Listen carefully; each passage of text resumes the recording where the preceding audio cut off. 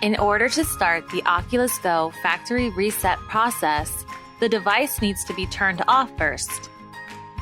This can be done by pressing and holding the power button located on top of the Oculus Go for 3 seconds. A menu with 3 options will then appear on the screen. Using the trigger button of the Oculus Go controller, select the Power Off option.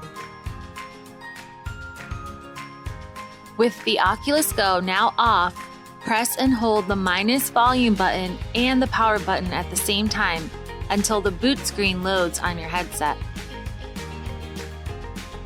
Using the volume buttons on your headset, highlight the factory reset option and then press the power button to select.